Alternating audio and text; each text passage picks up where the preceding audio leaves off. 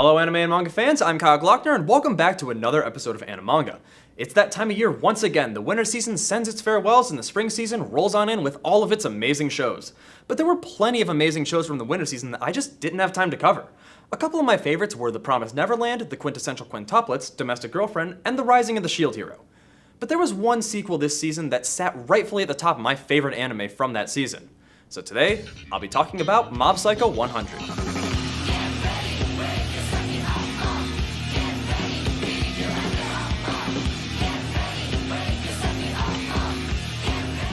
Mob Psycho 100 focuses on Shigeo Kageyama, who is given the nickname Mob due to his lack of presence to those around him.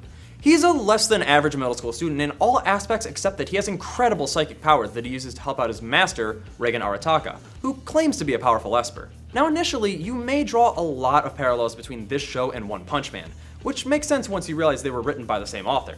You've got our main character who has incredible power that isn't given a solid cap, getting into a ton of wacky situations due to either bad luck or being in the wrong place at the wrong time, as well as a sort of naive innocence that makes you fall in love with them from episode 1, more so in Mob's case than Saitama's.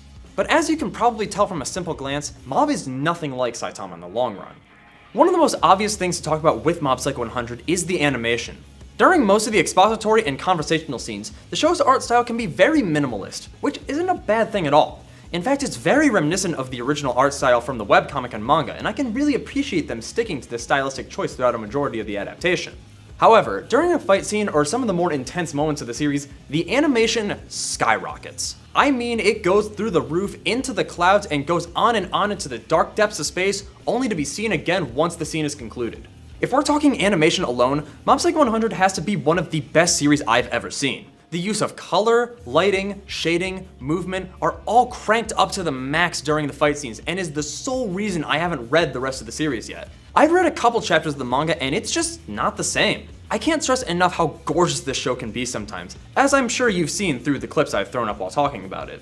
If I had to pick my favorite scene animation-wise, it would have to be the battle against Shimazaki in episode 11 of season 2.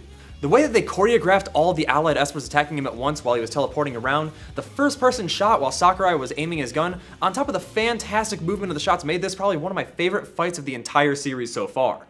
But while the animation is gorgeous and I could go on and on and on about some of the fight scenes, I would be doing this series a severe disservice. So now, I'm going to talk about the absolute best part of this series, which is its characters. Now, characters are important in any series. It doesn't matter how pretty everything looks or how good the soundtrack is if the characters aren't able to carry their own weight. After finishing the second season of the show, I think it's safe for me to say that Mob Psycho 100 has some of the best characters I've ever seen in an anime, period. I'll start with one of the characters I mentioned earlier, Reigen Arataka. Reigen is pretty much a comic relief character in a show where 75% of the scenes end in a punchline. We see in the first few episodes that Reigen is a fraud and he's using Mob to help keep his business afloat.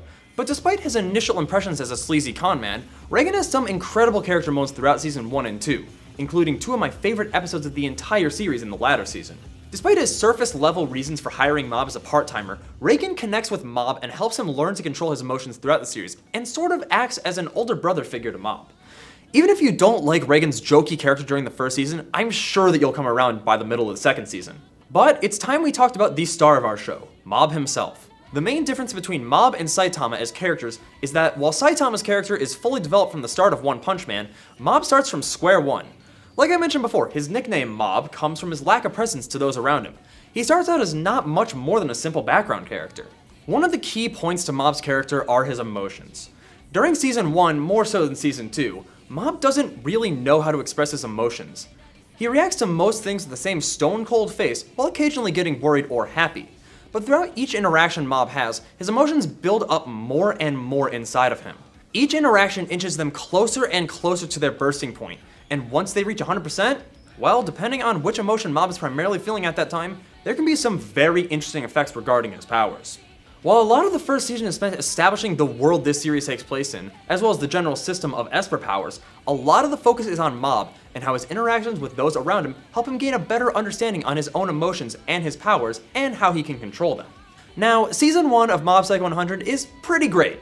I give it a solid 7 to 8 out of 10. But season 2, oh boy. Let's just talk about season 2 for a bit, and don't worry, this all ties back into my point about Mob. The second season of a show is very crucial. It can either make, break, maintain, or even rebuild hype for a show.